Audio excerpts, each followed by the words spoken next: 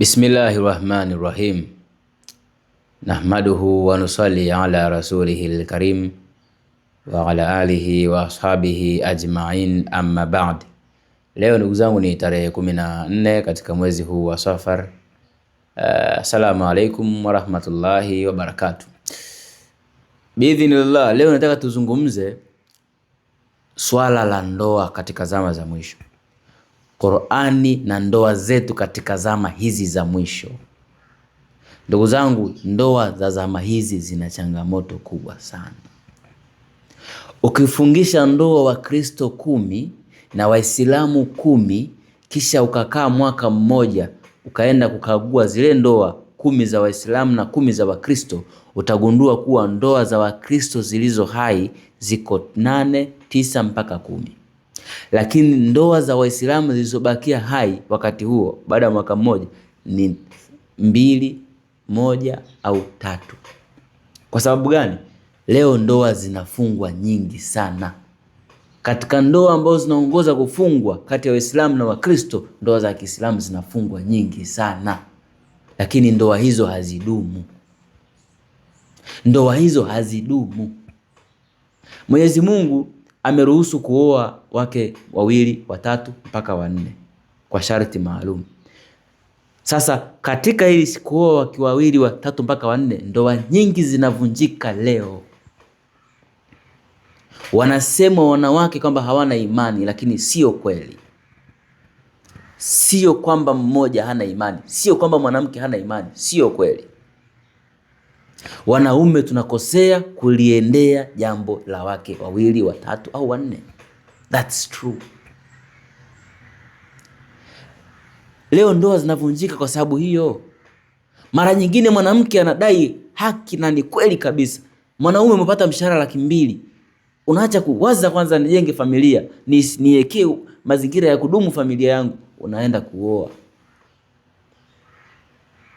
Yaani wakati wanadai hili, huwa wanadai haki ya kweli. Ndoa nyingi leo zinaufungwa, lakini ndoa hizo nyingi hazidumu. Kwa sababu ndoa nyingi, kuoa wake kuanzia 2 mpaka na kuendelea, Allah ameruhusu, ila ameweka na kigezo cha uwezo. Lazima uwe na uwezo kwa kumudu, na huo uwezo umegawanyika katika sehemu 3. Inna Allaha yuhibbul mu'mina al-qawiyya. Hakika Mwenyezi Mungu anampenda muumini mwenye nguvu. Nguvu zigawanyike sehemu 3. Sehemu ya kwanza ni uchumi. Sehemu ya pili ni imani. Sehemu ya 3 kimwili. Muumini huyu Mtume sallallahu alaihi wasallam anasema Mwenyezi Mungu anampenda sana. Hasa leo waumini tunakosa nguvu ya kiuchumi, tunakosa nguvu ya kiimani. Wengi wana nguvu za kimwili, ndio wanatumia kuolea wake. Matokeo yake ni nini? Uchumi unapotetereka, anapata stress, atagombana na wanawake, na anaweza kaacha na mwanamke mwenyewe ili aoe wengine. That's true, iko hivyo. Tunakosea sana. Jambo hili la kuoa wake 2, 3 au 4 tunalikosea sana. Tunaoa kiholela holela, kwa lugha nyepesi. Kiholela holela. Mtu huna uchumi strong, unakwenda kuoa mke zaidi ya mmoja. Kama sio kuja kutesa huyu mke aliyoko ndani ni nini? Kama sio kwenda kumuonea mke aliyoko ndani ni nini? Tunashuhudia leo wale ambao wanaishi kwenye ndoa za wake wengi, wako 2, 3, maisha ambao wanaishi ni kwa sababu tu wanavaa yale majilbabu yale mabubui yale meusi tu, kwa sababu ni meusi. Ila nguo unayaona. Mtu anaweza kavaa nguo moja miaka, habadilishi nguo. Hali ngumu, hali nzito. Jambo la kuoa wake wengi ni jambo la Mwenyezi Mungu, sio amri, ni katika ruksa, lakini ina sharti la kuliendea. Ukiliendea kinyume chake, kama ambavyo leo tunaliendea, ndio maana ndoa zinavunjika nyingi, talaka zinakuwa nyingi, maisha yanakuwa magumu kwenye ndoa hizo, kwa sababu tumeliendea ndivyo sivyo. Wewe mzazi, usidanganyike na kijana amekuja kwako kuoa kwa kuwa amevaa kanzu, kwa kuwa anafundisha madrasa, kwa kuwa anafundishaga mawaidha mitandaoni, eti ndo umpe binti yako amuoe. Usidanganyike na hilo. Hizo zilikuwa zama za Mtume na maswahaba, sio zama hizi, sio zama hizi. Hizi zama ndo Mtume sallallahu alaihi wasallam anasema walimu wa dini, mashehe, maulamaa, wengi wao watakuwa waovu, na kutoka kwao fitna zitaanza na kwao fitna zitarudi. Leo wanaoitwa walimu ndo wanaoongoza kuwaongoza watu kufanya uovu na uchafu. That's true.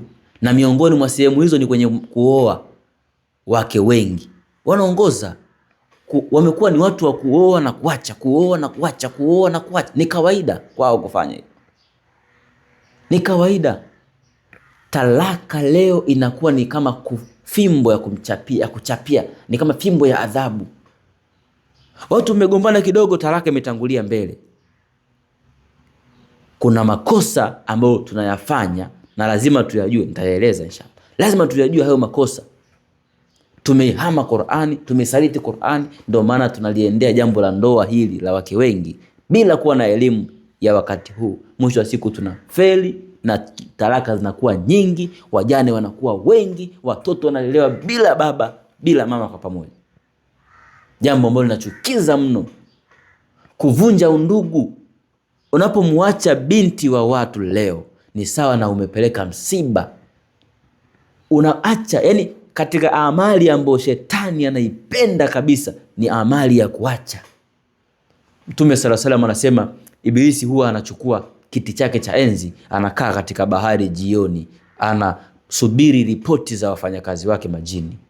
Yule ambaye atakuja na dhambi kubwa zaidi, amewafanyisha watu dhambi kubwa zaidi, ndiye atakayekuwa karibu na Ibilisi siku hiyo. Atakuja wa kwanza, atamwambia mimi nimefanya kadha wa kadha. Ibilisi atamwambia wewe hujafanya kitu, toka hapa. Atakuja mwingine atasema mimi sikuondoka huko ila mpaka nimemwachanisha mke na mume. Ibilisi anasema naam, safi sana. Kwa sababu gani? Ndoa unapoachana na mke ina athari kijamii, chuki. Yani ni jambo baya sana, mpaka wanazuoni wakalipigia mfano kwamba ni halali ambayo Allah anaichukia. Hasa leo mtu anavunja undugu bila kujali. Katika kuhakikisha kwamba ndoa haivunjiki, Allah subhanahu wa ta'ala akaweka njia mpaka 3 kabla mjafikia talaka. Ameweka njia ya kwanza, iteni ndugu wa pande mbili, kaeni mzungumze katika suluhu baina yenu, mkielekea kwenye suluhu nitawasaidieni.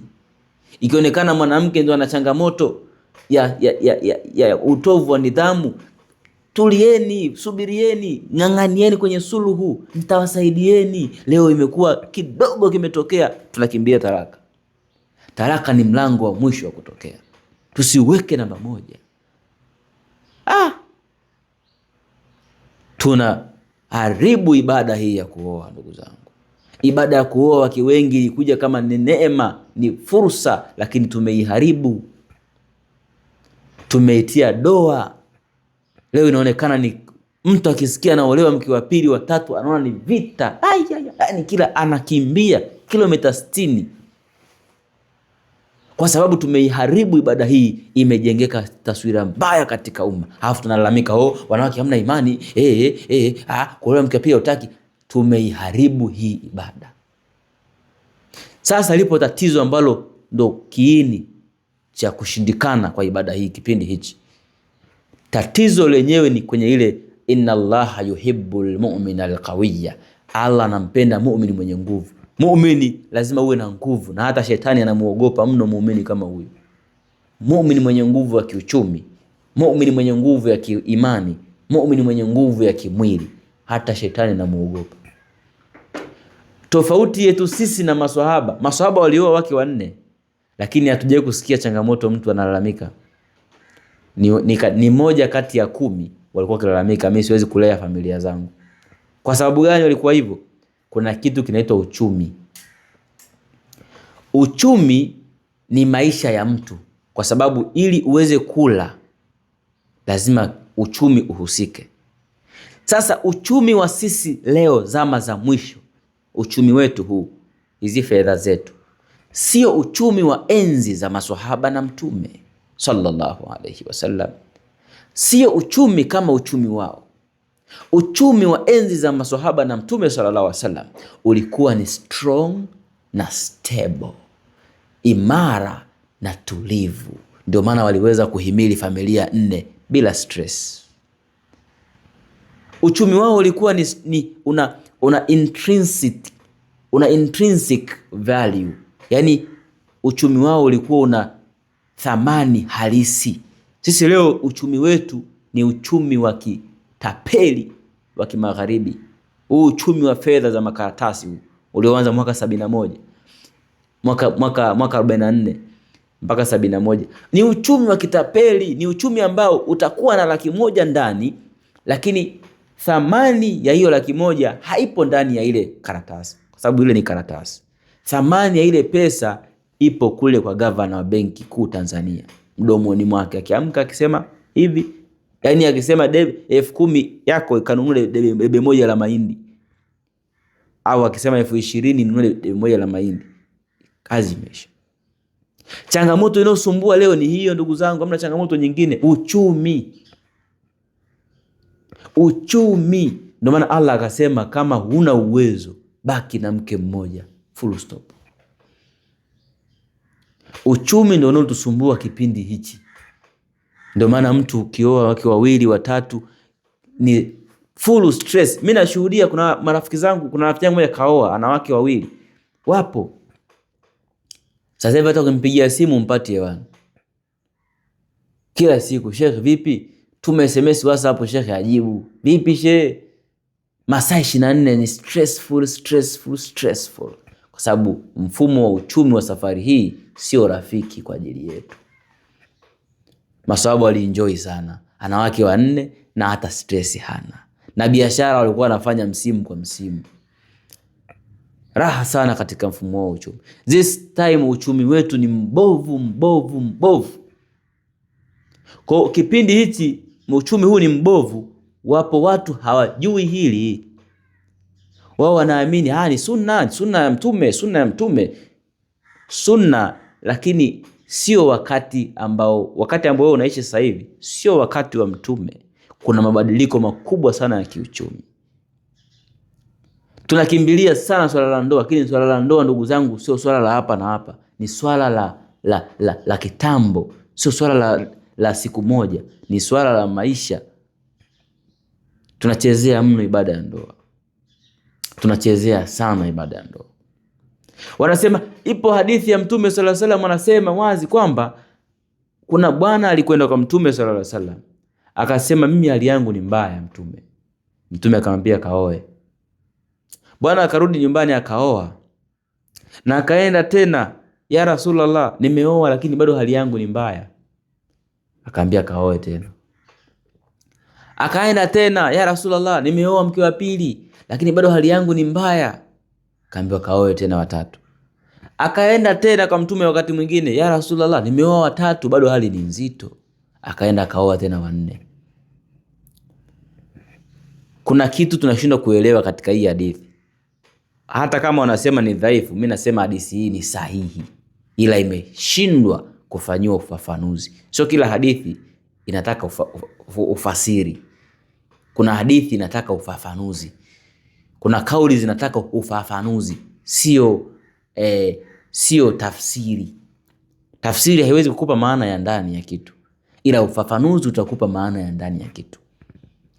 Nini ambacho tunapaswa kufanya kipindi hichi? Wewe ndugu yangu ambaye uchumi wako ni wa kawaida, usikimbilie kuoa wake wengi. Jitulize tu. Make sure familia ambayo uko nayo umeshaitengenezea makazi ya uhakika ya kudumu. Makazi ya kudumu maana umejenga nyumba kwa ajili yao, wana uhakika wa makazi. Hata leo ukifa wana uhakika wa makazi. Utaoa wake 4, hauna hata nyumba, hata 2, hata 3. Wewe ukifa leo, hawa wanaenda wapi? Umejiuliza hicho kitu? Hawa wanaenda wapi hao? Watoto wako waliopo kwa hao wake wanaenda wapi? Kwa lazima uwe na umewahakikishia makazi, wana makazi ya kudumu. Kama una makazi ya kudumu, sawa. Una milioni 5, bado hiyo sio hela. kipindi hichi ambacho uchumi wetu ni udanganyifu, pesa inashuka thamani asubuhi na jioni, hiyo sio hela bado. Lazima uwe na kitu ambacho unajua hichi kitu kinanipa uhakika. Na vitu hivyo kipindi hichi ni nyumba, kufuga, mashamba, kilimo au madini. Kama una madini sawa. Sasa ushauri wangu ni nini? Tusikurupuke kukimbilia kuoa wake wengi, 2, 3, 4 bila kuwa na uwezo. Na huo uwezo nimewatajia. Make sure una uhakika, kitu ambacho hakiwezi badilika thamani yake. Una ardhi, una nyumba yako tayari, unapangisha, una frame, una nini. Hiyo inakupa hela ya uhakika. Hiyo hainaga kushuka thamani. Nyumba, una frame nyumba, hiyo itakupa hela ya uhakika. No pressure, no stress. Una mifugo yako, no stress. Una mashamba yako ya biashara unalima, no stress. Lakini kama huna uwezo, usikurupuke kwenda kukimbilia kuoa. Mtume sallallahu alaihi wasallam katika ile hadithi ya yule bwana aliyeoa wake 4 na hali ikawa mbaya, mwishoni yule mke wa 4 aliyempata alikuja kumfungulia riziki. Kivipi? Yule mwanamke alipokuja, alikuja na ujuzi wa biashara, akawa anasuka vitu, akawa anashona vitu. Kwa hiyo alimletea yule bwana neema, yule mke wa mwisho wa 4. Tunapata funzo gani katika interpretation, katika ufafanuzi? Wewe sasa hivi hapa una mke wako nyumbani, mnavumiliana hali. Unakwenda kuoa mke mwingine ambaye naye pia hana kitu. Ndio wale watatu wale jamaa. Hana kitu chochote. Naye aje pale, unakuja kuongeza tatizo. Na hata ukioa 3 utaongeza tatizo. Nini ambacho mtume alikuwa anatumaanisha kutufundisha leo? Unapokuwa wewe mwenyewe hali yako mbaya, huna uwezo, ukitaka kuongeza mke, kama ndo njaa yako, labda upate mke ambaye ana uwezo tayari ili aje akuinue hapo ulipo. Sio uende ukachukue tena tatizo. Yaani unajua mimi hapa hivyo sina kitu, unataka kuchukua ambaye pia hana kitu, utakuja kuongeza tatizo. Ndio hapo utamwacha mmoja, utabaki na mmoja, au ache wote. Ukitaka kwenda kuoa, make sure una uwezo. Hauna uwezo, upate mke mwenye uwezo, ili uenda kupitia uwezo wake wewe ukainuka. Lakini tukienda kichwa, matokeo yake ni mabaya. Huo ndio uhalisia. Ndoa za leo zinafungwa nyingi, zinavunjika nyingi kwa sababu ambazo hata hazina maana, ila kubwa zaidi lilikuwa ni hili swala la uchumi, ndilo ambalo linaangusha ndoa nyingi sana kipindi hichi. Na Mungu Mwenyezi Mungu Tabaraka wa Taala tujalie sisi ambao unasikiliza hii darasa iweze kueleweka na kuifanyia kazi pia, ili tuweze kuepuka matatizo madogo ambayo tungeweza kuyaepuka. Kwa sababu kuvunja ndoa ni jambo baya sana. Kukata undugu ni jambo baya sana. Allah amemlaani anayekata undugu, na ameweka uziwi kwenye masikio yake kiasi kwamba asiweze kusikia na asiwezi kuona. Kaeka na kifuniko kwenye macho yake. Allah ukikata undugu anakuacha wewe utangetange, yani anakutoa kwenye rehema zake. Jambo baya sana kuacha, ndugu zangu. Ni sawa na kuua. Tuache ndugu zangu haya mambo. Huna uwezo wa kuoa, subiri mpaka Allah atakapokutajirisha ukapata hela ukaoe. Lakini usiende kwenye kuoa hali ya kuwa huna uwezo wa kumudu. Allah Tabaraka wa Taala tusimamie na atuongoze katika hili. Assalamu alaikum wa rahmatullahi wa barakatuh.